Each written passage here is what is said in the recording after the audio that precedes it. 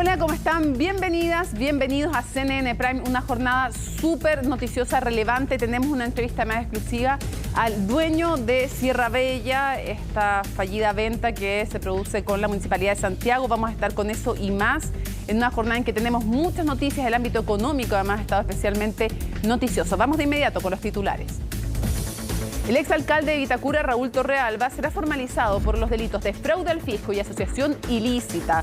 La solicitud de imputación en contra del exjefe comunal se confirmó a solo 12 horas de conocerse su testimonio, que se encontraba bajo reserva, en que aseguró que no utilizó, según él dijo, su cargo para enriquecerse. El tribunal fijó la audiencia para el 6 de junio. A 4 días de la elección de consejeros constitucionales, el CERVEL y Carabineros anunciaron que se habilitará la comisaría virtual para ingresar las constancias de los votantes que se encuentren a más de 200 kilómetros de sus locales de sufragio. El procedimiento podrá realizarse a partir de la medianoche del sábado hasta la medianoche del domingo 7 de mayo. Se lo adelantábamos, hoy en exclusiva en CNN Prime entrevistamos al dueño de la clínica Sierra Bella, Felipe Sánchez, quien nos dio su versión del origen y desarrollo de la fallida venta a la Municipalidad de Santiago y que derivó en una investigación penal en contra de la alcaldesa Iracy Hasler por eventual fraude al fisco. A esta hora, Colo-Colo cae por 1-0 ante Boca Juniors en el Estadio Monumental. Los albos dispusieron de 400 guardias privados para resguardar el duelo válido por la Copa Libertadores. Además, se implementaron anillos de seguridad en el exterior del recinto con 70 controles de acceso y 3 puntos de validación. Algunos sectores del estadio fueron cerrados con resguardo policial para evitar el ingreso de barristas. Todo esto y mucho más, aquí comienza CNN Prime.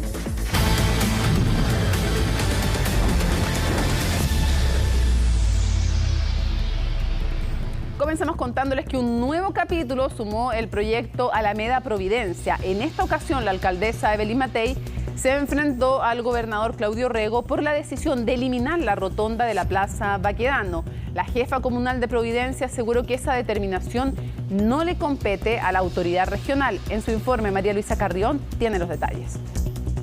¿Cuál es la definición fundamental? Y en eso van a tener noticias en los próximos días, que es que se termina la rotonda.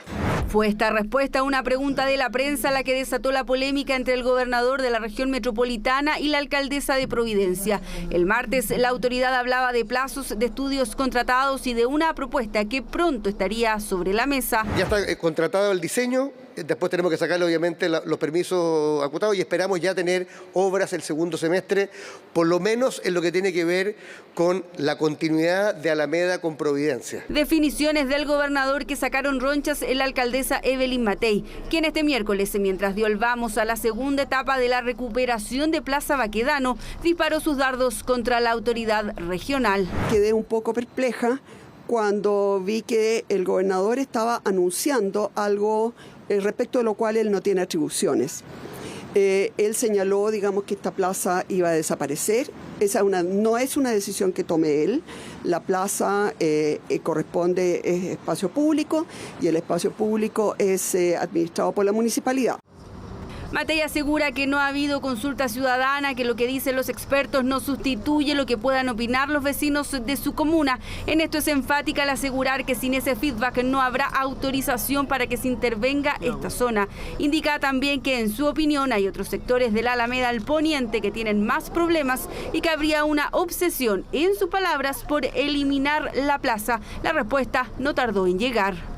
Yo no estoy obsesionado con Plaza Italia. Estoy obsesionado con recuperar y devolverle la ciudad a las personas.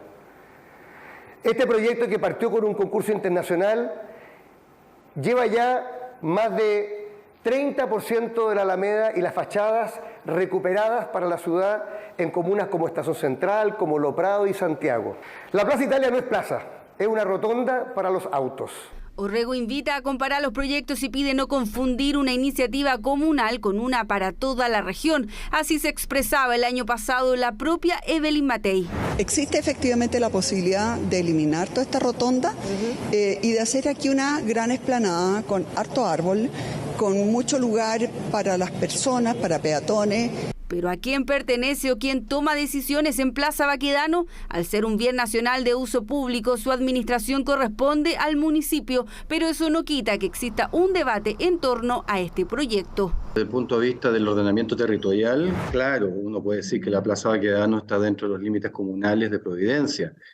Ahora bien, eso no significa, en mi opinión, de que Providencia tenga potestad para definir lo que se quiere o no se quiere hacer respecto a ese nodo, porque en el fondo Plaza Baquedano es un espacio público metropolitano, no es un espacio público de la Municipalidad de Providencia. Como es ya hoy día un bien de uso público nacional por todo el simbolismo que tiene, a mí me parece que debería haber un acuerdo, ¿no es cierto?, no solamente entre municipios, sino que aquí debería estar el Ministerio de Obras Públicas, ¿no es cierto?, bienes nacionales. E incluso se señala al Ministerio de las Culturas, nueva polémica para un proyecto que lleva años sobre la mesa sin concretarse y que ahora suma un nuevo capítulo y que tiene enfrentados por un lado al gobernador y por el otro a la alcaldesa de Providencia. Por esto, la Plaza Baquedano.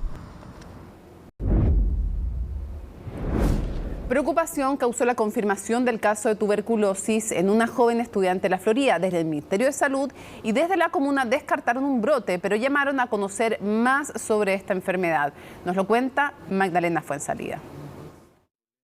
En Chile no se ha eliminado la tuberculosis, es un riesgo que ha permanecido con nosotros. Una enfermedad que pareciera ser del pasado, pero que en realidad sigue presente en la población mundial. En nuestro país se llega a diagnosticar en promedio a 2.000 pacientes por año. Ahora, un nuevo caso de una estudiante de la comuna de la Florida volvió a activar las alarmas. Por lo tanto, se aplican inmediatamente los protocolos. Aquí hay un protocolo establecido a nivel nacional de parte del Ministerio de Salud. En el caso de tuberculosis, específicamente es ver cuáles son todos sus contactos. Tenemos los intradomiciliarios, que es la familia directa, y también nos encontramos con los extradomiciliarios. Es por este protocolo que se estudió a más de 50 alumnos del Colegio Politécnico Vicente Valdés, de la comuna de la Florida, donde la mayoría salió negativo, a excepción de 6 estudiantes. Pero estos fueron detectados como tuberculosis latente, que significa que las bacterias de esta enfermedad pueden vivir en su cuerpo sin que uno se enferme. Lo más seguro es que esto no fue un contacto directo del caso índice, que era capaz de contagiar.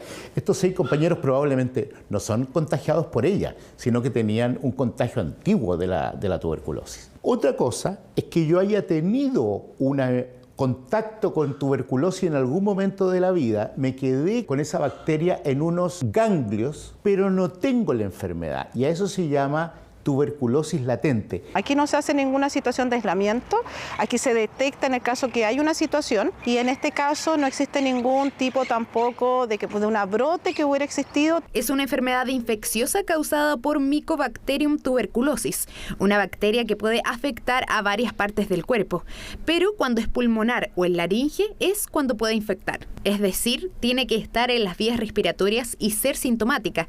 Por eso es necesario estar atentos a posibles síntomas. Las personas tienen mucha secreción, mucha tos y secreción. De hecho, el indicador es 2 semanas o más de 15 días con tos productiva y tienen que hacerse entonces una baciloscopia. Y esto es un examen en donde se hace una prueba de secreción el mismo día que tú vas al centro y al otro día en la mañana te pasan para que tú te hagas tu segunda muestra. No, si realmente es tuberculosis, te dan un tratamiento y a tu entorno familiar de manera preventiva. En nuestro país existe un programa de control de tuberculosis vigente ya por 50 años y que contempla la inoculación de los recién nacidos con la vacuna BCG. La vacunación se hace a los niños al nacer. Antes se vacunaba también en primero básico y en octavo básico.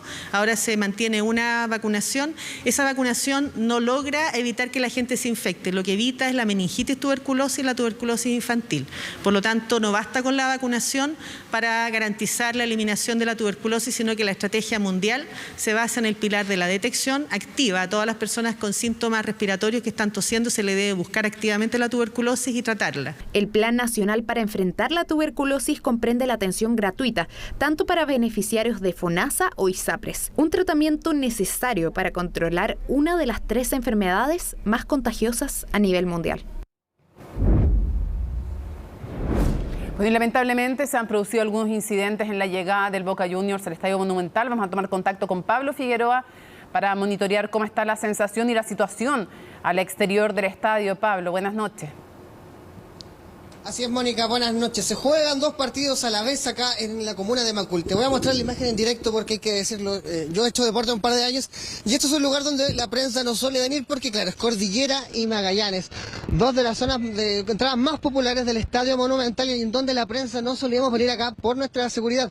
Bueno, ¿por qué estamos acá? Porque estamos viendo los grandes 5 piquetes de carabineros para entrar en los autos, esto es departamental, Mónica, para que entiendas, esto siempre se cierra, o sea, nunca se cierra y ahora se cerró y por eso vemos ahora y podemos transmitir desde acá. Y desde acá vimos la imagen cuando llegaron los 10 buses desde Argentina de Boca Juniors y también un par de autos donde se podría decir los pocos hasta el momento incidentes graves entre hinchas y hace pocos minutos también cerca de acá, donde se había anunciado la Garra Blanca iba a querer entrar por lo menos de mala manera a la tribuna Cordillera, lanzaron fuegos artificiales. Son 2 partidos los de hoy, Mónica. El primero, el que importaba, decimos, el que va perdiendo Colo-Colo 1-0, y el segundo, que los hinchas no causen destrozos dentro del estadio, porque se le dijo a Colo-Colo, si hoy día hay al mínimo incidente, la pena puede ser, Mónica, de 8 a 10 partidos de local en la Copa Libertadores para el equipo popular.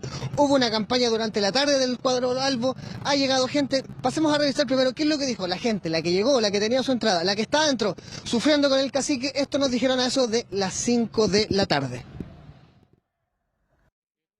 Yo soy abonado, vengo todos los partidos, entonces para mí es como mi momento, me siento bien y todo, así que me gustaría que esto lo hicieran en todas partes, con toda la gente, no solo con los hinchas de Colo-Colo. Igual algo va a pasar, ojalá sea menor, pero yo creo que algo va a pasar, porque la seguridad no da. Sí, me preocupa que abra avalancha, pero yo confío en que con el video que subió Colo-Colo, Dios quiera que todo sea un ambiente bonito, po. Son buenas medidas, pero esto vienen a hacerlo ahora que ya está la embarrada, se debería haber empezado antes. La gente que hace destrozo, que son los menos, porque acá si tú enfocas ves pura familia, papás con hijas, mujeres, somos hartas mujeres, venimos en paz y en tranquilidad a apoyar a Colo-Colo como siempre. Lo otro es que igual yo soy abonada, muchos de acá somos abonados y hay muchos abonados que castigaron en otros espacios sin reubicarlo en el estadio, entonces yo me pongo en la posición de esas personas colocolinas también que pagaron su entrada, que pagaron su abono anual y no pueden estar en este partido. Es uno de los partidos del año.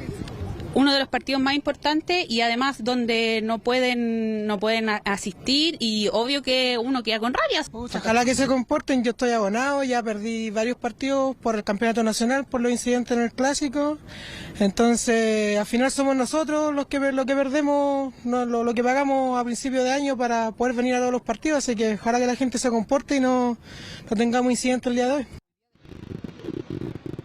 Bueno, Mónica, aprovechemos que estamos acá, no es un lugar habitual, y aparte somos el único medio acá en departamental mostrando, bueno, ahí va, el camión Lanzagua, uno de mis mejores amigos desde 2019, desde que trabajo en prensa, ahí va. Estamos viendo esto porque, todo para explicar, durante el perímetro del estadio, Mónica, Carabineros se ha ido moviendo a raíz de los fuegos artificiales. No sabemos si la Garra Blanca va a intentar cumplir su promesa, pero es difícil porque, si te hago la comparación al perímetro cerrado, esto es lo más parecido a lo que vimos en Daddy Yankee quizás, en septiembre del año pasado, y también ante la ola de quejas del superclásico. Son los datos. Hoy día hablamos con abogados. Uno de los grandes puntos es que vuelva Carabineros, lo dijo el presidente de Cruzados. Bueno, Carabineros está afuera, pero también hoy día se nos decían que los guardias privados, que son prevención de estadio seguro, toman el más desde. Te pongo un ejemplo. Ya hablamos con gente de equipos de seguridad. El guardia que se cancela, el desde, el más barato para los espectáculos del fútbol chileno, se paga 180.000 pesos máximos por ese guardia, que es un solo curso, y el guardia que debería venir, el que se estimula que lo haga por ley, cuesta 320.000 pesos. Bueno, esos 140.000 pesos por 100 guardias, por un guardia cada 100 personas, es lo que tiene el fútbol chileno así. Con Carabineros vuelta, con el perímetro cerrado, Mónica, y para una ley que trajo Estadio Seguro, y que ayer revisábamos, solamente en 11 años hay 2.000 casos que ha llegado con este programa. Entonces son parte de las dudas y es parte hoy día, porque hoy día es grave si Colo-Colo está la Conmebol, Mónica, hay 2 jefes de la Conmebol, siempre hay uno solamente para supervisar este tipo de partidos que salen para toda Sudamérica y el mundo. Hoy hay 2, solamente se había visto ayer en Olimpia, en Paraguay un partido, y acá, porque hay que decir que la lista negra, para que sumemos más anécdotas a esta triste historia del fútbol chileno, Perú, Colombia y Chile son los 3 países con más que quejas por parte de la Copa Libertadores. Colo-Colo contra las Sogas, Mónica. Colo-Colo jugando 2 partidos, uno lo está perdiendo y hasta ahora el otro por lo menos va al empate. Ojalá termine así para que la gente pueda seguir viniendo a ver a su equipo al estadio en el torneo más importante del continente. Muchísimas gracias, Pablo. Te invito a ti, a quienes nos ven, a que nos informemos con la franja electoral de elección de consejeros y consejeras constitucionales. Volvemos a las noticias. El Ministerio Público solicitó audiencia de formalización contra Raúl Torrealba para este 6 de junio. El exalcalde va a ser formalizado por fraude al fisco y por asociación ilícita junto a otros 4 funcionarios del municipio de Vitacura. Los detalles en la nota de Daniela González. Y antes de pasar a varios, me gustaría leerle una carta que le entregamos a los funcionarios y funcionarias de la municipalidad. Así comenzó este miércoles el Consejo Municipal de Vitacura. Carta leída por la alcaldesa Camila Merino, que hace referencia a la investigación de la Contraloría General de la República a 10 funcionarios municipales en el caso Torrealba. Algunos de ellos todavía trabajan en la municipalidad, a pesar de ser investigados por delitos tributarios. Después de los cargos formulados por la Contraloría, los imputados tienen 10 días para presentar su defensa. Como ha sido de público conocimiento, después de varios meses de investigación, la Contraloría General de la República ha terminado el proceso investigativo relacionado a las irregularidades detectadas en los programas Vita. Que se vean expuestos filtraciones, me parece muy injusto. Acá se debe respetar el proceso y que obviamente quienes tienen responsabilidades se hagan cargo de eso, pero no todos son culpables hasta que eso se demuestre. Sí, lo primero que nos importa aquí es Vitacura, y Vitacura no solamente son los vecinos, sino que todos los que trabajamos en ella también. Durante la jornada de este miércoles se conoció que el cuarto juzgado de garantía de Santiago fijó para el próximo 6 de junio la audiencia de formalización al exalcalde de Vitacura, Raúl Torrealba, y a otros 4 funcionarios de la municipalidad como autores de los delitos de fraude al fisco y asociación ilícita. O sea, no lo puedo creer todavía que haya sido tan fresco. Hay tantas cosas que se puede hacer con los mi Vita aquí, mi Vita allá, Vita deporte, Vita salud, y que se venga a llenar los bolsillos. Yo opino que tiene que ser investigado, obviamente que la justicia dirá su veredicto, pero tiene que ser investigado. Y si es que robó, para la cárcel, pues. Si es que no, no, pues. La justicia tiene que hacer lo suyo, determinar. La alcaldesa actual igual encontró hartas cosas, así que yo creo que obviamente tiene que quedar en manos de la justicia. Y se le pilló plata en los muros de su casa fuera de Santiago. Entonces, ¿cuál es la explicación? Antes de la citación para su formalización se conocieron las primeras declaraciones del exalcalde, después de varios años de silencio. Nunca di esa instrucción ni tengo recuerdo de haber recibido de ella esa suma de dinero. Tampoco lo recibí de Domingo Prieto. A los señores Silva y Cañas no los conozco. A su consulta de por qué ellos refieren lo anterior, señalo que lo ignoro, pues como lo demostraremos junto a mis abogados y espero poder acompañar pronto a la investigación, todos los dineros habidos en mis cuentas bancarias tienen un origen legítimo y una explicación. Y es que las figuras de Antonia Larraín y Domingo Prieto son fundamentales para desmarañar este polémico caso. Todo comenzó con la denuncia de Prieto, que después de una discusión con Torrealba denunció la circulación ilegal de dinero desde las corporaciones Vita. Antonia Larraín se sumó con una autodenuncia donde señalaba haber tenido que pasar sobres mensuales de 5 millones de pesos directamente al exalcalde. Que han dicho los testigos que gran parte de estos sobres con dinero venían justamente de fondos propios. Pero acá creo que hay que hacer la distinción y la precisión en lo que señaló el alcalde en su declaración, es que él dijo, bueno, no hay problema porque estos sobres con dinero que yo manejaba no hay problema porque eran fondos que generaba Vita Deporte de manera propia. Sí, pero no hay que olvidar que también eran fondos municipales y eso... O sea, era también fondo de todos los vecinos. Además, en otra parte de su defensa, Torrealba dice: me gustaría señalar que se han dicho muchas cosas que no son ciertas, como por ejemplo que la policía habría encontrado dinero en mi domicilio de Colico escondido en los muros, lo que no es cierto y constituye una afirmación sin fundamento alguno. El tribunal competente es el que tiene que decidir y de ese punto de vista la persona que está imputada por cualquier tipo de delito tiene el derecho a desarrollar su defensa y esa defensa se puede orientar de múltiples maneras. Raúl Torrealba podría arriesgar la inhabilidad para cargos públicos y penas de cárcel. La Corte Suprema aseguró que serán las Cortes de Apelaciones las encargadas de velar por el cumplimiento del fallo que obligó a las ISAPRES a devolver los cobros en exceso. Además, explicaron que esas instancias van a estar encargadas de evaluar si la ley corta anunciada por el gobierno está en línea con la decisión del máximo tribunal. Sin embargo, el Ejecutivo aún no ingresa el proyecto al Congreso y el tiempo límite se acerca cada vez más. ¿Qué ocurre con esta situación? Nos lo cuenta Ángela Rayman.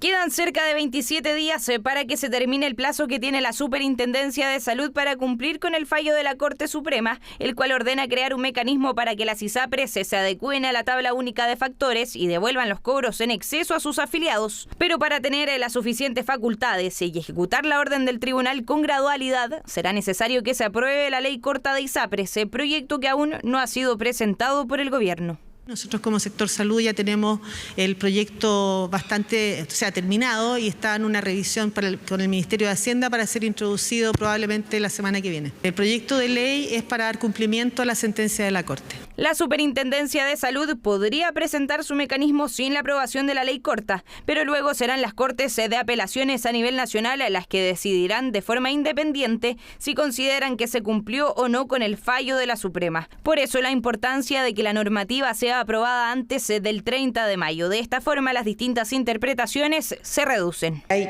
diversas cortes de apelaciones que eventualmente pueden tocar este tema y podría analizarse en esa etapa de cumplimiento si esta ley en definitiva se aviene, ¿no es cierto?, con la totalidad de lo que nosotros hemos mandado en esa sentencia. Pero nosotros no vamos a hacer de oficio un análisis del proyecto de ley. Puede ocurrir que las personas comiencen a exigir ante las Cortes de Apelaciones la ejecución de este fallo. Alguna Corte de Apelaciones perfectamente puede entender que la Superintendencia tiene las facultades suficientes para hacer cumplir el fallo y no lo ha hecho, y hay otras que sí pueden acoger la tesis del gobierno en el sentido de que se requiere de una ley para poder tener las facultades, las atribuciones suficientes para ejecutar el fallo. El principal problema es el tiempo. Si las autoridades presentan el proyecto de ley corta el próximo lunes, se quedarán solo 23 días antes de que se termine el plazo que tiene la Superintendencia para cumplir con el fallo. Proyecto de gobierno que además se pretende fortalecer FONASA.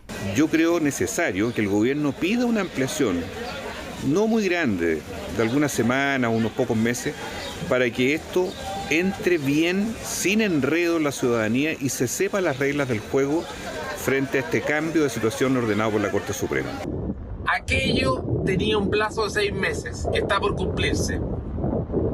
¿Quién le va a dar la respuesta a aquellos usuarios que están esperando de sus excesos pagados de más? ¿Quién le va a dar la respuesta de esa única tabla de factores a aquellos usuarios de ISAPRES? Poco más de 3 semanas no serían suficientes para discutir esta idea y llegar a acuerdos en el Congreso. Las autoridades no han descartado solicitar en más plazo a la Corte Suprema, aunque aún esta prórroga no ha sido solicitada. Hay una arista que tiene una complejidad, que es determinar exactamente, ¿no es cierto?, cuáles planes y en qué circunstancias hubo un cobro en demasía en relación con factores que ya no se podían aplicar. Eso es un tema fino, de tal manera que siempre quien debe cumplir un fallo puede perfectamente pedir una prórroga del plazo. A nosotros no nos ha llegado ninguna solicitud en ese sentido. El fallo de la Corte Suprema se dictó en noviembre del año pasado y el 30 de mayo se cumplen los 6 meses que tiene la Superintendencia de Salud para publicar la circular que entregará el mecanismo a las ISAPRES para que se adapten a la tabla única de factores. Mientras, en el Ejecutivo continúa la revisión de la ley corta previo a su presentación ante el Congreso. Mañana termina el periodo de campaña para la elección de consejeros constitucionales. En la recta final los partidos hacen sus apuestas y anticipan el escenario electoral. ¿Quién se va a quedar con el liderazgo en la derecha? ¿Cómo van a impactar las listas separadas al oficialismo? Son algunas de las preguntas que se hacen en los partidos y que revisamos en el informe de Paul Follert. A menos de un día que terminen las campañas, los candidatos aprovechan los últimos minutos de despliegue en las calles. Y es que según los partidos, en las elecciones de consejeros constitucionales está en juego mucho más que solo la integración del órgano. La gente lo que se juega es poder consagrar el derecho a la educación, a una jubilación digna. Ideas modernas de defensa de la libertad, seguridad, progreso y familia en el texto constitucional. En la cuenta regresiva para la elección, los partidos ya se preparan para los escenarios que dejarán los comicios. En la oposición aseguran que podría estar en juego la hegemonía de la derecha. Una de las incógnitas es si Republicanos conseguirá una representación superior a los 3 partidos de Chile Vamos. Es muy probable que se produzca un cambio en aquella fuerza política que ha estado liderando, que ha estado conduciendo y que tiene la hegemonía del sector. Chile Vamos. En la derecha, sin duda, hay una tensión clara entre Republicanos y Chile Vamos. Republicanos ha hecho de esta elección una elección donde quiere confrontarle y disputarle la hegemonía de la derecha. Chile Vamos y su principal rival hoy día, claro, es el gobierno. Eso es los hechos, pero eso es lo evidente. Pero al mismo tiempo, a quienes más confrontan es a Chile Vamos y a ellos es a los que les quiere disputar al electorado. Y si bien, según algunos sondeos, el PDG, Republicanos y Chile Vamos podrían alcanzar los 30 consejeros electos, lo cierto es que en la práctica hay dudas sobre si actuarán como bloque en el Consejo. La forma creo que va a ser importante. Aquí no hay una oportunidad nueva para darnos el lujo de conflicto. Tenemos que actuar unidos, porque si obtenemos más de 30 escaños, no solamente vamos a liderar el Consejo Constitucional, sino que además la ciudadanía nos va a evaluar en nuestra capacidad de otorgar gobernabilidad. En la otra vereda, la preocupación se apoderó de los partidos del oficialismo. En el sector son conscientes de que los pronósticos no son los más alentadores y la gran duda es si alcanzarán los 21 votos necesarios para evitar que la derecha logre por sí sola aprobar normas. La pelea y la cancha es desfavorable, lo sabemos, pero esto se va a jugar hasta el último minuto. No me equivoco al pensar de que las fuerzas que apoyamos al gobierno vamos a estar con menos del 50% del apoyo. Yo creo que un resultado donde no obtiene al menos un tercio de los electores es un pésimo resultado para el gobierno. Es decir, 21 es como el desde de lo que podría aspirar el gobierno y que solo le permitiría tener algún rol. Pero en paralelo, desde el oficialismo aseguran que las elecciones serán también la oportunidad para medir fuerzas entre los partidos de ambas coaliciones de gobierno. Incluso hay voces que aseguran que podrían pasarse cuentas por la decisión de ir separados en la elección. Yo creo que los que aspiran a que eso marque el resultado de la elección están profundamente equivocados. El país hoy día lo que necesita es proyectar el futuro, se vienen muchos más eventos eleccionarios y empezar a pasarse cuentas así, todos tenemos números que decir y que contar. Para nosotros es muy importante que la lista Unidad para Chile sea de las listas más votadas, de las que están en competencia. Nosotros lamentamos, una vez más, lo dijimos antes, el que el oficialismo vaya dividido en 2 listas. Lo más probable es que esto genere repercusiones si es que el resultado es muy adverso para el gobierno o para las fuerzas que habían aspirado al cambio y a una nueva constitución, que se produzca un nuevo cambio de gabinete. La incertidumbre parece ser el escenario más claro. El voto obligatorio y el desinterés son parte de los factores que hacen aún más difícil predecir los resultados. La ministra de Relaciones Exteriores de Perú, Ana María Gervasi, anunció que Venezuela va a enviar un avión a Arica en los próximos días para repatriar a los migrantes que permanecen en la frontera chileno-peruana. El gobierno de Venezuela en los próximos días enviará un avión a Arica para repatriar a estas personas. A razón de ello, la Cancillería del Perú está coordinando con su par de Chile el traslado a ese país del grupo de venezolanos que se encuentran en Tacna y han manifestado su interés voluntario de volver a su patria, a fin de que aborden dicho vuelo a Venezuela. Cabe reiterar que los vuelos humanitarios de momento se centran en esos migrantes. En tanto, la subsecretaria de Relaciones Exteriores de Chile, Gloria de la Fuente, aseguró que la intención es establecer una agenda a largo plazo con los países de la región para hacer frente a la migración tras una cita virtual que tuvo con los vicecancilleres de Perú, Colombia, Ecuador y Venezuela.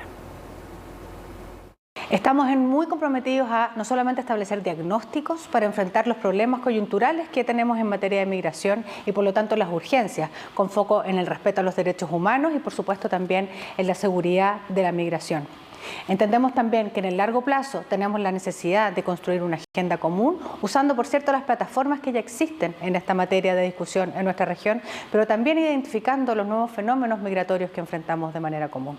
Estamos esperanzados en que este tipo de instancias sigan profundizando el diálogo regional fraterno de cooperación en estas materias.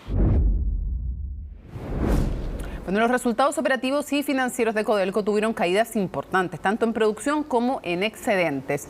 Números que preocupan pensando en que gracias a la actividad minera el impuesto a la renta fue superior al IVA, pero además porque el panorama en otras compañías se repite con ciertos matices. ¿Cómo podría afectar esto a los ingresos fiscales? Nos lo cuenta la siguiente nota.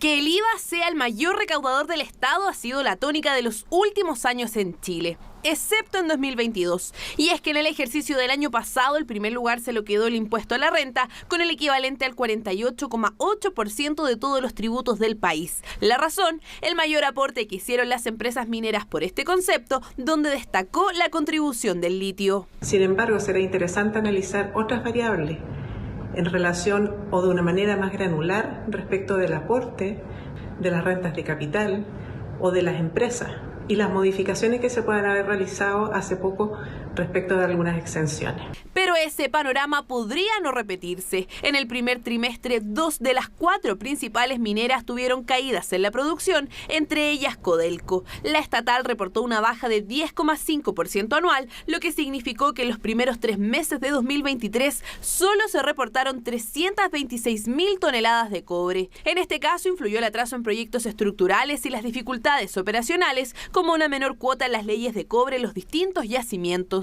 Así, Codelco reportó un EBITDA, o en términos sencillos, los resultados brutos de $1.143 millones en el periodo. Nuestra operación no es solamente el nivel que tiene la producción, sino que la extensión que tiene la producción en años. Y lo que estamos haciendo hoy día es extender la vida de Codelco para 50 años más en yacimientos y en minas. Hay un efecto que es muy importante respecto a la disminución de producción. Eso es lo que es preocupante. Y esa disminución de producción no es producto de algo operacional de corto plazo, sino que más bien es por un retraso en la entrada y madurez de los proyectos estructurales que iban a reemplazar la caída en la producción de cobre debido a al tratamiento de minerales con menor ley. A ello se suma Anglo American, que también dio cuenta de una caída en la producción de sus operaciones en Chile cercana al 15%. En este caso influyó la reducción de las leyes de cobre en los bronces y Collahuasi, pero eso no es todo. BHP, pese a tener un aumento en la producción de Escondida y Pampa Norte, proyectó una caída para el total de 2023. En términos anuales, la compañía apenas superaría el 1.000.000 de toneladas de cobre. ¿Cómo podría impactar esto en los ingresos fiscales, especialmente la baja en los resultados de Codelco? Probablemente en el balance entre cantidad y precio, probablemente se compensen una cosa con la otra, suponiendo que los problemas de producción se mantuvieran. Pero Chile va a seguir siendo un país minero, la actividad minera es relevante para nosotros. En el caso de Antofagasta Minerals, el panorama es diferente. La compañía creció en el primer trimestre 5,1% y produjo 145.000 toneladas de cobre, aun cuando, según indican, tuvieron restricciones de agua en los pelambres. De todos modos, la situación es transversal y responde a factores más estructurales que incluso con las inversiones correspondientes no son sencillos de resolver. Los yacimientos en Chile vienen envejeciéndose. Envejeciéndose significa que cada vez es más difícil sacar la misma cantidad de cobre. Tengo que gastar más energía, tengo que invertir más, porque el contenido de cobre en el material ha venido disminuyendo. Y obviamente que eso no se puede hacer mucho contra la naturaleza, digamos. Los expertos sostienen que urge poder avanzar en tecnologías que hagan más competitiva a la industria minera del país. Este jueves, en tanto, Cochilco entregará su informe correspondiente al primer trimestre de 2023 con proyecciones de precio, demanda y oferta de cobre para este y el próximo año.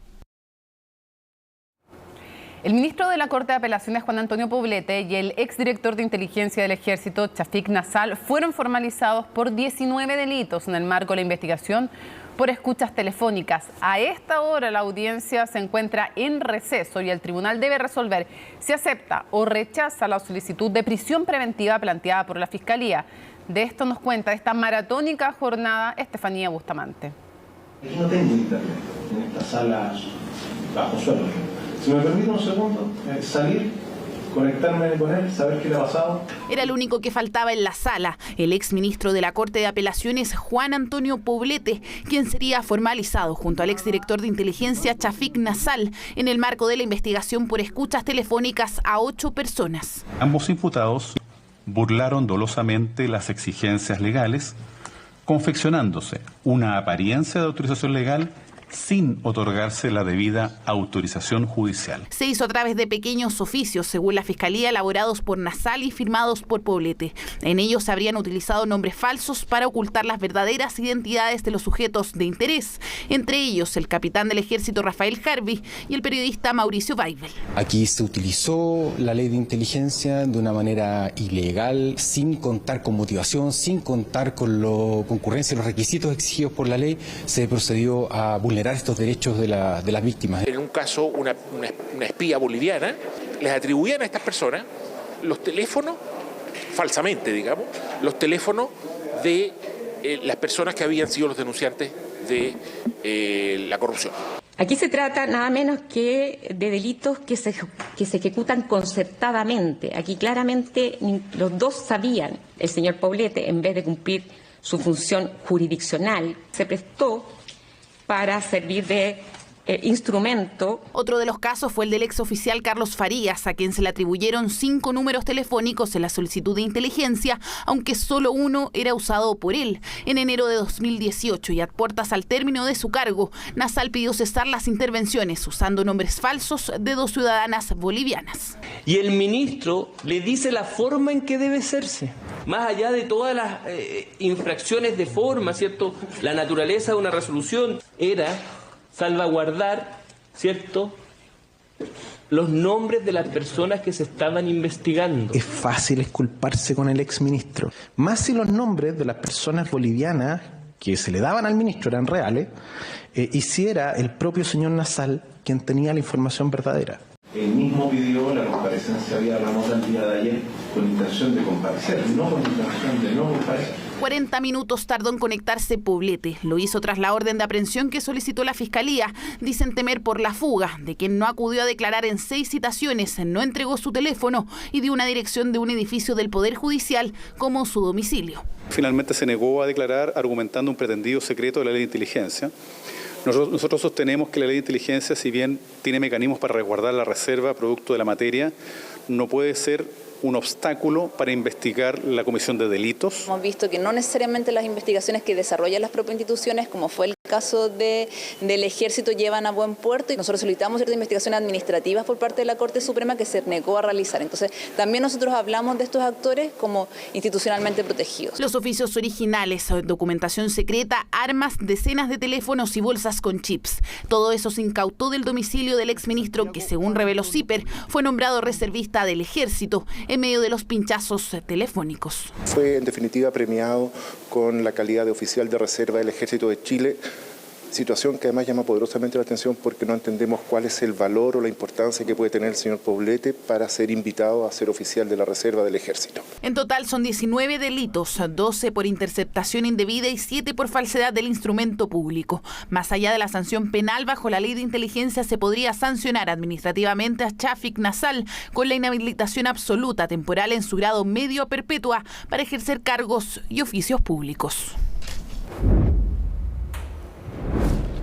Muy importante lo que decía el fiscal Jaime Retamal. La ley de inteligencia y la necesidad de reserva no puede ser utilizada como un escudo para impedir el escrutinio y la investigación judicial respecto de un eventual mal uso. Y es súper importante porque no solo se reveló el espionaje a exfuncionarios del Ejército como el ex capitán Harvey que denunciaron corrupción, sino también a periodistas. Mauricio Weibel, que destapó el escándalo de corrupción en el Ejército, no digo la institución del ejército, sino que en algunos miembros del ejército, y además a otros periodistas que investigaban otras causas, algunas de corrupción, otras de derechos humanos, y por lo tanto es muy importante la revisión que haga la justicia y que se haya llegado finalmente a avanzar en un caso que se veía muy difícil en un comienzo y que se aseguraba solo porque el exministro Poblete de la Corte de Apelaciones y porque el entonces director de inteligencia habían ido a una sesión secreta de la Cámara de Diputados y Diputadas en la Comisión de Inteligencia y habían dicho que estaba todo bien, con eso la ciudadanía tiene que estar tranquila. Claramente no tenía que estar tranquila y bien que se siga avanzando en la justicia con el empeño que en esta ocasión le ha puesto el Ministerio Público. Cambiemos a otras materias. Esto es muy importante, no solo para esta elección, sino que en general es muy importante. Una pregunta que nos han hecho mucho: ¿cómo funciona el voto asistido? ¿Cómo va a funcionar? Porque este es un proceso en que se ha ido aprendiendo y se ha ido avanzando. Falta todavía. O, por ejemplo, ¿qué razones se podrían esgrimir los electores para no sufragar en la elección del próximo domingo? Bueno, algunas de las dudas que aclararon las autoridades hoy. Además, informo que durante toda la jornada electoral va a haber gratuidad en los servicios de Metro y EFE. Nos lo cuenta Francisca Cárdenas. Cerca de 2.700.000 personas con diferentes tipos de discapacidad están habilitadas para votar este domingo 7 de mayo, donde la ciudadanía deberá elegir a los integrantes del futuro Consejo Constitucional. Plantillas ranuradas, plataforma visor y la asistencia para quienes lo requieran son las medidas que han considerado desde el CERVEL para esta elección. Las personas con alguna discapacidad que les impida o les dificulte el ejercicio del derecho de sufragio podrán ser acompañadas hasta la mesa receptora de sufragio por otra persona mayor de edad y así optar por ser asistidas en el acto de votar. Una nueva medida que tiene una restricción: una persona no podrá asistir a más de un sufragante en una misma mesa receptora de sufragio, salvo que se trate de parientes, para evitar actos de cohecho. Las personas con discapacidad física podrán exigir un cambio de mesa en caso de que ésta no sea accesible para ellos, mientras que los electores con discapacidad auditiva contarán además con un visor en lengua de señas que estará disponible en la página web del CERVEL.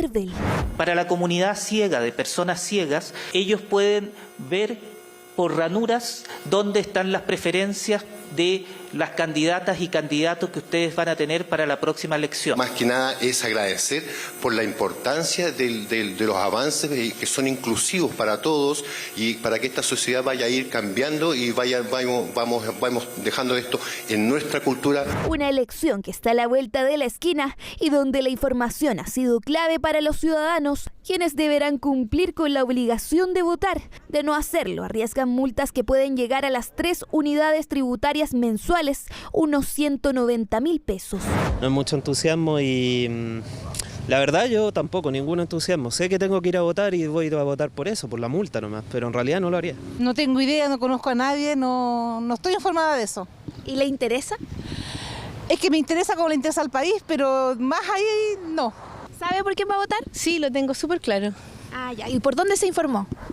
Por una amiga me dio la información. Ante las dudas y algunas críticas por falta de información, en La Moneda recalcaron los esfuerzos que se están haciendo en estos últimos días para potenciar e incentivar la participación ciudadana. Se estuvieron desplegando durante las últimas semanas campañas informativas por parte del gobierno, obviamente sin manifestar ninguna preferencia, sino simplemente invitando a las personas a que ejerzan libre e informadamente su derecho y deber, como es el voto. Yo creo que eso queda a la opinión pública. La constancia más recurrida es estar a más de 200 kilómetros del local de votación, y para el proceso que se vivirá el domingo 7 de mayo hay algunas novedades a las que se puede recurrir. La única constancia que se va a recibir en los cuarteles institucionales es aquella que sea por más de 200 kilómetros de distancia. Pero ¿cuál es el cambio para este año? Que este año va a ser a través de Internet y por intermedio de clave única. En caso de enfermedad, ausencia del país o por otro impedimento grave, deberá ser comprobado ante el juez competente una vez que sea citada la persona. Elecciones que contarán además con más de 5.000 funcionarios policiales que ayudarán a procesar las constancias presenciales y con información para los electores. No olvidar planificar el viaje y revisar los recorridos del transporte público que estarán disponibles. El gobierno y organizaciones de MIPYMES llegaron a un acuerdo para implementar el salario mínimo de ser aprobado por el Congreso. Bueno, se va a aplicar de manera escalonada hasta el 2025 y para este año el aporte para las microempresas llegaría hasta 95.500 pesos por trabajador. Con esto nosotros vamos a cumplir nuestra palabra, que significa ingresar este acuerdo como indicaciones al proyecto de ley que ya se está discutiendo de salario mínimo. Y tal como el año pasado, como se ha dicho acá, hay un par de organizaciones que no firmaron, que la gran mayoría de ellas tampoco firmaron el año pasado, y sin embargo el año pasado tuvimos unanimidad en el Congreso. Yo creo que, por supuesto, el Congreso tendremos que discutir esta dimensión del proyecto y las otras dimensiones del proyecto, y nosotros siempre vamos a estar disponibles para hacer las mejoras del caso. Desde los gremios de micro, pequeñas y medianas empresas valoraron el acuerdo que va a ayudar a enfrentar el aumento del salario mínimo. La buena noticia, hemos llegado a un muy buen acuerdo para las empresas de menor tamaño. Y eso tenemos que decirlo sin miedo a equivocarnos.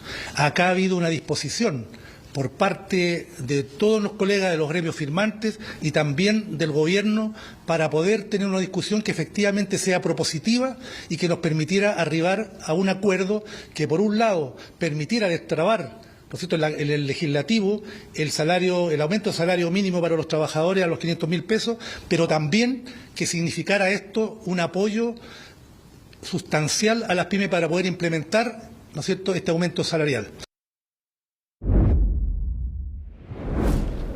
Bueno, en su primera entrevista televisiva en exclusiva conversamos con Felipe Sánchez, el dueño de la clínica Sierra Bella. Le preguntamos cómo se realizó este contacto con la municipalidad cuando ellos recién en diciembre inscribieron a su nombre la propiedad. ¿Cómo se contactan con ellos? ¿Por qué logran en tan poco tiempo aumentarse el valor de 2.000 a 8.000 millones de pesos? ¿Cómo se gestó la reunión con la municipalidad? ¿Quién negoció? Eso y muchísimo más. ¿Levantaría el secreto bancario de sus cuentas? ¿Tuvo algo que ver con las tasaciones? Bueno, su versión respecto a los hechos en esta entrevista que les mostramos parte importante a continuación y que hemos subido completa en extenso a nuestras redes sociales. Estamos con Felipe Sánchez, que es el dueño de la clínica Sierra Bella. Todo esto en medio de la polémica con el municipio, al quien le vendieron o intentaron vender el inmueble porque está en cuestión lo que ocurra. Gracias por acompañarnos. Hola, buenas tardes, Mónica. ¿Qué gestiones hicieron antes de la Municipalidad de Santiago para vender esta propiedad? Para vender ninguna. Nosotros jamás, se ha dicho que nosotros ofrecimos la clínica mediante un pantallazo. Ese pantallazo es de abril del año 2021. Nosotros no éramos dueños. O sea, no pusieron avisos. Jamás. Es una falsedad, y de hecho nosotros buscando un poco el origen de esa publicación, porque es un pantallazo, no hay un link. No, yo se lo preguntaba en general, ¿se habían hecho alguna gestión para vender? No hicieron. Siendo tajante, nosotros jamás ofrecimos la clínica porque la compramos para nosotros. Ok, y entonces, ¿cómo se hace el contacto con la Municipalidad de Santiago?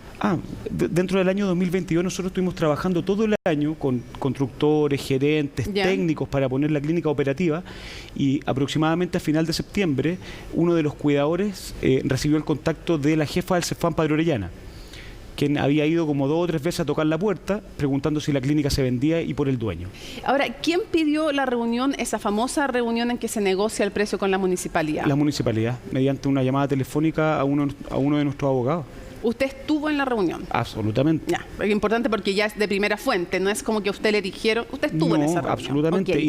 y de hecho hay que recalcar que yo soy el único, nunca se negoció precio antes de esa reunión. Ya. Ahora, si el 20 es la reunión, el día 20 es la reunión en que se negocia el precio, ¿cómo el 5 previamente la alcaldesa habla de la posibilidad de una clínica para la comuna? a nosotros nos sorprendió el 5 de diciembre ya hace su visita personal con su equipo, fueron más de 15 personas, fueron gente del CEFAM de Padre Orellana, personas de la Dirección de Salud, fueron funcionarios de salud, nos llamó la atención, de hecho se lo hicimos ver que nos parecía poco pertinente cuando todavía no había ningún tipo de negociación, nos pareció una práctica poco habitual. Irresponsable, ha dicho usted. Poco habitual. El día de la reunión en que usted se sienta frente a la alcaldesa, ¿quién negociaba por la municipalidad? La alcaldesa. Ella llevó personalmente la negociación, ella nos ofreció un primer precio al que no accedimos y ella hizo cálculos con su equipo para ofrecer en segunda y tercera instancia el precio final. Ahora, ¿usted no sabía que un municipio no podía tener clínicas sino solo CEFAM? A nosotros siempre se nos dijo que el proyecto era la reposición de un CEFAM. Así se ingresó a los consejos municipales, así se nos informó a nosotros, así se informó al Contralor. Nosotros pedimos un informe a un especialista, un informe técnico de la valorización de nuestra infraestructura de salud. ¿A qué especialista se lo pidieron? A la empresa 5, a Roberto Galvez, que ha participado en proyectos del ministerio. ¿Y eso les fijó un piso? Nosotros jamás le pusimos un piso a la municipalidad, le hicimos entrega de nuestro informe técnico. Ya, ¿y cuánto decía que valía? 8.700 millones de pesos. 8.700 millones. La pregunta es, usted dice que efectivamente la propiedad vale a lo menos 8.200 millones, a lo menos desde su perspectiva. No lo digo solo yo, o sea, después nosotros haciéndonos cargo de la polémica pedimos un informe a académicos de la Universidad de Concepción, quienes en su informe, que yo le voy a acompañar el día de hoy, determinan que si nosotros hubiésemos contratado a la Universidad de Concepción como unidad económica de venta a la clínica, ellos sugieren un valor de al menos 1.000 millones más. En las clínicas se usa mucho, si usted va al caso de la clínica del Maule, la clínica de Talca, lo compran de salud en un cuarto de su valor. No hay compradores que anden comprando clínicas baratas. Y si usted va hoy día a donde ande salud a pedirle que le venda la clínica en el precio, quizás no se la venden 4 veces, se la venden 6. Porque finalmente aquí lo que opera como un bien específico vale muy poco si tú sales a liquidarlo, muy poco, pero para el que lo necesita y para el que lo va a utilizar como un bien de salud, vale muchísimo. Hay 3 tasadores que dan prácticamente, que contrata la Municipalidad de Santiago y que dan prácticamente el mismo valor. ¿No es extraño eso?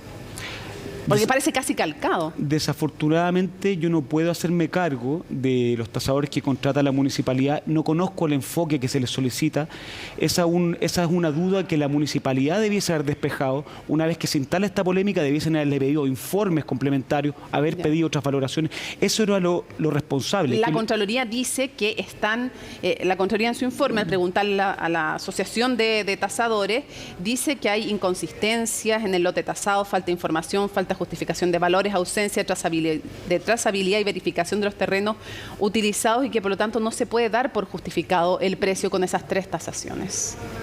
Yo lo leí y me parece que lo que debe haber hecho la municipalidad es haber pedido complementaciones o haber pedido otras valoraciones. Eso yo creo que era el mecanismo. A lo mejor no iban a dar el precio de 8.000 y tantos millones. Yo estoy seguro que cualquier tasador que tase bajo el método cuando hay un bien específico se valora como específico, no es un valor de mercado, no es comparable con otro edificio, pero como bien específico, con lo que significa sustituir el bien, construirlo y depreciarlo por su uso, van a llegar todos al mismo valor. ¿Todos van a llegar al mismo valor? Absolutamente, dentro de rangos, no tan apegados quizás como ocurrió en este caso en particular, pero yo no puedo ser responsable de los tasadores de la municipalidad, son contratados por ellos. ¿Usted no conoce a esos tasadores? ¿Usted nunca, ni nadie cercano a usted se comunicó con ellos? Jamás, solamente yo recibí a los tasadores el día de la visita, que fueron los 3 juntos, pero fue acompañado de una funcionaria de la Cordesán de Salud, que fue ella quien me pidió la documentación y me contactó. Nunca hemos tenido ningún tipo de contacto ni ninguna conversación, salvo esa visita donde fueron estos 3 tasadores más la funcionaria de salud. ¿Por qué aparece Pablo Casanova, que es cuñado suyo, firmando a nombre de San Valentino y de la municipalidad, alguien que trabaja además en la municipalidad de Huachuraba y que es cuñado suyo? Bueno, principalmente decir que yo como empresario estoy rodeado de distintos abogados de distintas áreas. Cuando aparece la municipalidad y nos toca la puerta, yo nunca había hecho como empresario, ni mi familia, un negocio con el Estado. Tampoco mi cuñado tiene ningún negocio con el Estado, ni tampoco tenemos familiares en cargos públicos. Entonces, bueno, dicho esto, la complejidad que hay en una institución pública es una área del derecho especializada, es una subespecialidad del derecho administrativo, el derecho municipal. Hay procesos internos que había que comprender.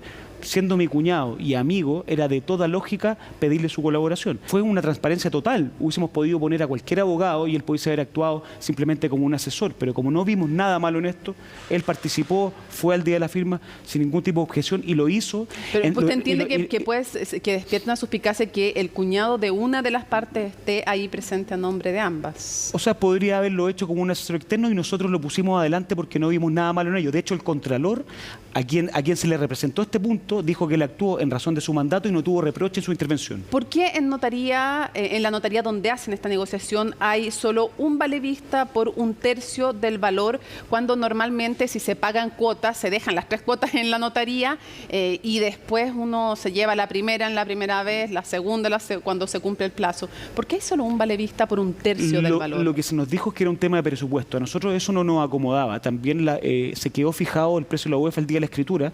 Fueron parte de un poco de los problemas que tuvimos con la municipalidad. ¿Ustedes no deberían haber pedido los 3 valevistas en la notaría? Es lo que siempre pide alguien que vende. Exigimos eso y exigimos también que se iban a haber un pago en cuotas posteriores que estaba fijado para el 15 de febrero y el 15 de marzo fuese a la UEF del día. Pero no hay documento que acredite ese pago. Hay solo un valevista. Sí, es parte de la escritura. El pago iba a ser mediante el tesorero y era parte, en el fondo nosotros dimos esa posibilidad. No nos acomodaba mucho, pero fue parte del trato. Ahora, ¿usted no conocía previamente a la alcaldesa? Jamás, ni a nadie del Partido Comunista, ni a nadie de la Municipalidad de Santiago, ni yo ni mi cuñado. Se adelanta a la segunda pregunta que le iba a hacer yo. ¿No tiene ninguna vinculación con alguien de la municipalidad? De ningún tipo, jamás conocí a nadie con anterioridad, ni yo ni mi cuñado, ni tengo vinculaciones políticas. Ni nadie, ni su abogado, ni nadie relacionado con usted, ni con su familia. De ningún tipo. Ya, y lo otro que quería preguntarle, ¿usted estaría dispuesto a abrir sus cuentas en una investigación de manera voluntaria? Porque usted sabe que si no, hay que pedir toda una autorización. ¿Estaría dispuesto a abrir sus cuentas de la sociedad, de lo que sea necesario, de quien le pida a la Fiscalía? De hecho, Mónica, prestamos declaración yo y mi madre la semana pasada y voluntariamente abrimos todas nuestras cuentas, no solo las personales, sino que la de todas nuestras empresas. Quiero preguntarle cómo ha visto usted la actitud y lo que ha dicho el municipio y el hecho que se hayan desistido. Un CEFAM como del metraje que tiene Sierra Bella, que lo cumple 100%, los CEFAM van entre los 2.800 a 3.000 metros cuadrados, están costando desde los 10.000 millones de pesos sin terreno. O sea, la alcaldesa de Las Condes acaba de comprar un terreno para un CEFAM que va a tener dimensiones similares en 12.000 millones de pesos, solo el terreno.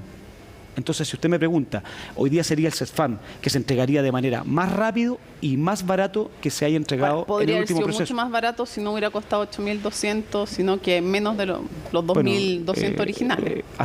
Nosotros asumimos un riesgo bien grande cuando compramos. Esto a nosotros nos significó dejar un proyecto que trabajamos todo el 2022 de lado. Nuestro establecimiento... Pero es raro, porque usted al mismo tiempo dice que no quería una clínica en Santiago. Dice que iban a hacer una clínica FONASA, pero también dijo que no quería una clínica en Santiago.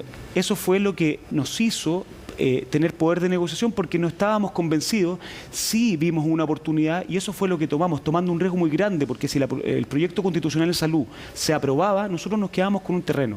Una vez despejado esto, comenzamos a trabajar en nuestro proyecto. Hay un sinnúmero de profesionales que trabajaron durante el año 2022 y cuando nos abrimos a la venta, dado que la municipalidad nos toca la puerta, era siempre y cuando esto se valorizara como lo que es, para el uso específico. Felipe, muchísimas gracias por haber venido a CNN Chile para poder hablar de todos estos temas respecto de esto que está en manos de la justicia y de Contraloría. A ti, Mónica, y quedamos disponibles. Nosotros somos los más interesados en que esto se despeje rápido, pronto, y vamos a aportar en todas las instituciones que sea necesario. Muchísimas gracias. A ti.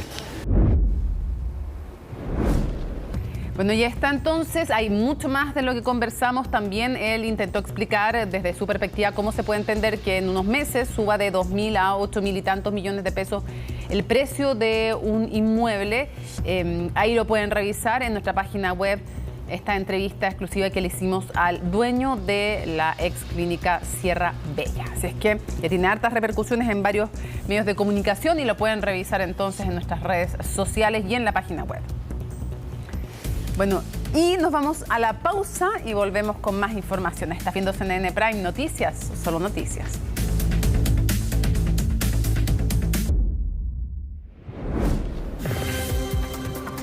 Estamos listas para revisar las noticias internacionales junto a Isel Guerra. Isel, sigue la tensión entre Rusia y Ucrania. Así es, con el Kremlin lanzando esta acusación sin entregar mayores pruebas que los registros que han sido divulgados a través de los medios estatales rusos, donde acusan a Kiev de estar detrás de este supuesto ataque contra el Kremlin y, según señalan desde Moscú, con el objetivo de supuestamente asesinar a Vladimir Putin. Aquí rápidamente Ucrania descartaba una responsabilidad o una participación detrás de este supuesto ataque, señalando que más bien aquí Rusia lo que podría estar intentando podría ser un ataque de falsa bandera, y todo esto, según señalan desde Kiev, con el pretexto que podría utilizar Rusia para lanzar mayores ataques argumentados de alguna u otra forma con este ataque que se registró, supuesto ataque que se registró durante la noche de ayer y la madrugada de este día miércoles, Mónica. Es como hacer algo tú, provocar algo tú, para después justificar, ir y atacar al otro. Exactamente. Esos son los ataques de falsa bandera. Exactamente. Esa es tal cual la acusación que está lanzando Ucrania en respuesta a lo que escuchábamos durante esta mañana de parte de miembros del Kremlin, donde supuestamente se lanzaron 2 drones contra el edificio gubernamental, y desde Rusia también reconocen que Vladimir Putin no estaba al interior del Kremlin al momento de este supuesto ataque, que por lo demás, y según también señalan desde Moscú, no dejó personas lesionadas.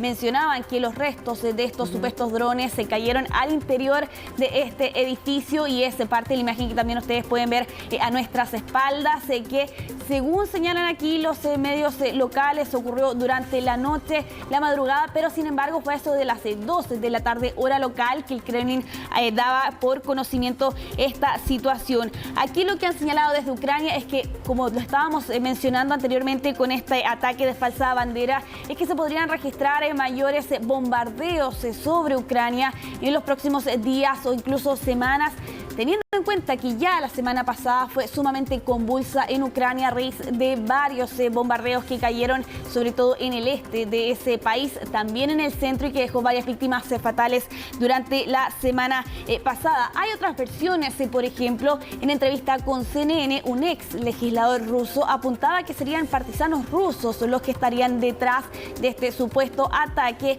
Sin embargo, él señalaba que no podía entregar mayores declaraciones o antecedentes respecto a esta versión que deslizaba él en esta entrevista con la cadena CNN, porque según él no han reivindicado públicamente la responsabilidad. Lo cierto es que al tiempo en que Ucrania negaba cualquier autoría detrás de este supuesto ataque, Zelensky enfatizaba que Ucrania más bien está llevando a cabo una guerra exclusivamente defensiva y que dentro de los planes de Ucrania no está atacar la frontera o atacar el territorio ruso. Lo cierto es que esto claramente eleva las tensiones en medio de este conflicto, con sobre todo los últimos ataques que hemos visto de parte de Ucrania hacia infraestructura crítica, por ejemplo, en el caso de algunos trenes que han sido descarrilados producto de estos ataques. Te invito, Mónica, que pasemos a escuchar parte de las declaraciones que entregaba durante esta jornada el presidente ucraniano Volodymyr Zelensky, y también de parte desde la Casa Blanca, que señalaban que no pueden ni confirmar ni desmentir la acusación de Rusia. Puedo repetir este mensaje y creo que será al menos comprensible para todos. No atacamos a Putin ni a Moscú. Luchamos en nuestro territorio, defendemos nuestros pueblos y ciudades. No tenemos armas suficientes para ello. Por eso no las usamos en ningún sitio. Para nosotros, ese es el déficit. No podemos gastarlo y no atacamos a Putin. Se lo dejamos al tribunal. Estamos al tanto de los informes, pero no podemos confirmar su autenticidad en este momento. Por lo tanto, no quiero entrar aquí en especulaciones sobre lo que sucedió, pero estamos al tanto de los reportes. Desde el comienzo de este conflicto, Estados Unidos ciertamente no ha avalado, alentado o permitido que Ucrania ataque más allá de sus fronteras. Desde aquí hemos sido muy claros al respecto. Bueno, Mónica, una de las advertencias que también lanzaba Estados Unidos iba justamente en línea de lo que denunciaba Ucrania, que podría ocurrir una mayor amenaza en los próximos días con, según señalan desde la Casa Blanca, posibles ataques a Kiev o en los alrededores de la capital. Hay que tener en cuenta que ya la próxima semana se va a llevar a cabo, por ejemplo, el Día de la Victoria, donde hay un desfile tradicional donde se espera que participe Vladimir Putin, y al menos hasta ahora eso continúa en pie, según han señalado desde Rusia. Sí, justamente está buscando las otras imágenes que había subido Rusia, pero son básicamente esas dos tomas. Exactamente. O sea, incluso habían dicho que había una nueva imagen y la verdad es que son las mismas dos tomas, lo vuelvo a chequear y es la misma. Exactamente. Sí. Hay otros registros donde, bueno, más bien ambos registros. Pero muy parecido, o sea, es la toma general, después la toma un poco más cortada como en vertical, pero es eso. Es solo los registros que han divulgado, tampoco han entregado mayores pruebas respecto de esta acusación. Es lo que queda al menos hasta ahora con Ucrania, aquí descartando cualquier responsabilidad y advirtiendo también lo que podría ocurrir justamente en los próximos días a raíz de esta acusación sin pruebas que ha lanzado Rusia. Mónica, vamos a cambiar completamente de tema, nos vamos a trasladar hasta Serbia debido a esta verdadera tragedia que se vivió durante esta jornada a raíz de este tiroteo en una escuela. Y aquí lo que ha llamado profundamente la atención, Mónica, es que en este país la verdad es que las leyes de tenencia de armas son sumamente restrictivas. Por eso llama la atención este tiroteo que deja 9 personas fallecidas, 8 de ellas estudiantes de este adolescente de 13 años que abrió fuego en esta escuela ubicada en Belgrado. Y no solo es un evento raro y sin precedentes debido a las estrictas leyes, aunque sin embargo a esa premisa que yo les mencionaba también se suma otro dato que puede explicar en alguna otra forma el acceso a las armas en este país, porque es el tercer país de más alto nivel de propiedad de armas. Lo cierto es que es un ataque que ha conmocionado a este país, lo ven ustedes también en las imágenes. Durante esta tarde se registraron y se congregaron miles de personas en el centro de la capital serbia, justamente para rendir tributo a estas víctimas, estas 9 personas, 8 de ellos estudiantes de este adolescente de 13 años que abrió fuego a eso de las 8 de la mañana. Recientemente habían iniciado las clases y este joven de 13 años abrió fuego al interior de esta escuela, y hay varios antecedentes, Mónica, que han llamado la atención de parte de las autoridades y que lo han compartido durante esta jornada. Primero, han señalado aquí desde la policía que este joven de 13 años habría planeado este ataque por varias semanas, se habla incluso de un mes. El otro detalle revelador y sumamente chocante es que según las autoridades aparentemente tenía una lista de asesinatos. Eso nomás. Escabroso. Es sumamente escabroso porque da cuenta también allí, o al menos lo que señala la hipótesis de las autoridades, que habría una planificación mayor en este caso, donde, y otro de los detalles compartidos por las autoridades en la tarde, es que fue este mismo joven de 13 años quien llamó a la policía tras haber disparado contra sus compañeros y contra un guardia de seguridad. Y de hecho la policía señalaba durante esta tarde que este joven los esperó en el patio después de haber realizado esta llamada telefónica. Hay varias preguntas que quedan sobre la mesa. Una de ellas es cuál sería la motivación detrás de este ataque, cómo accedió a esta arma. Aquí lo que han señalado también las autoridades es que aparentemente estas 12 pistolas utilizadas por este joven de 13 años pertenecerían a su padre. De hecho, mencionando aquí que aparentemente habría accedido a la caja fuerte de la familia y allí las habría encontrado y esas serían las que habría utilizado en este ataque. Otro de los antecedentes que han manejado y que han entregado las autoridades aquí es que al menos en el último mes se participó al menos una vez de haber asistido a una especie de campo de tiro junto a su padre, dando cuenta también allí de un posible mayor acceso a estos armamentos. Pero lo cierto es que justamente respecto de la posible responsabilidad que podrían tener aquí los padres, la mamá y el papá de este niño de 13 años fueron arrestados durante este día por la sospecha del delito. Van a permanecer en prisión preventiva por al menos 48 horas. Y en caso de este menor que está por debajo de la edad de responsabilidad penal en Serbia, fue internado en una clínica psiquiátrica y de hecho el presidente de Serbia hacía un llamado a raíz de este caso de reducir la edad de responsabilidad penal de los 14 años que actualmente tiene la ley en Serbia hacia los 12, justamente debido a este caso. Lo que señalaba aquí el presidente, uno puede estar a favor o en contra de su declaratoria, es que mencionaba que los niños se están haciendo adultos más temprano. Eso es objeto de otro debate, pero lo cierto es que es un país que no está acostumbrado a estos tiroteos y que lo vemos también en las imágenes que ven ustedes a nuestras espaldas, con la gran cantidad, miles de personas que se congregaban durante esta tarde justamente para rendir tributo a estas víctimas. Qué tragedia.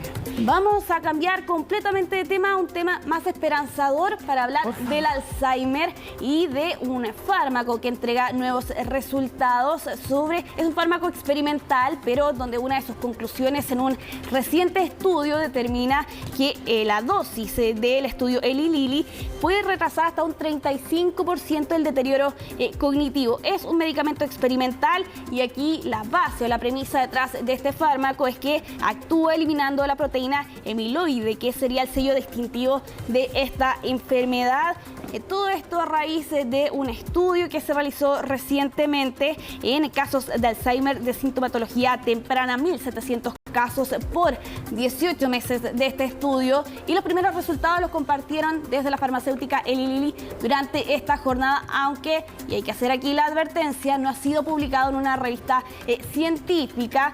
Está a la espera de la revisión de los pares, pero sin embargo ya algunos expertos a raíz de estas primeras entregas de informaciones que hace esta farmacéutica hacen un llamado a paños fríos, a la cautela con estos resultados. Primero porque reiteran que pese a este resultado de reducir en un 35% el deterioro cognitivo, no cura la enfermedad, tampoco la estabiliza, más bien lo que hace este fármaco es retrasar el deterioro cognitivo. Algunos lo llaman una especie de ganar tiempo en esta enfermedad. Y aquí, de hecho, desde la farmacéutica han señalado que planean solicitar su autorización, su aprobación a la FDA en Estados Unidos, cuando a principios de este año también habían hecho este mismo trámite, pero en esa oportunidad la FDA en Estados Unidos le señaló que aún faltaban mayores antecedentes y un estudio aún más acabado. Realizado este estudio en 1.700 casos.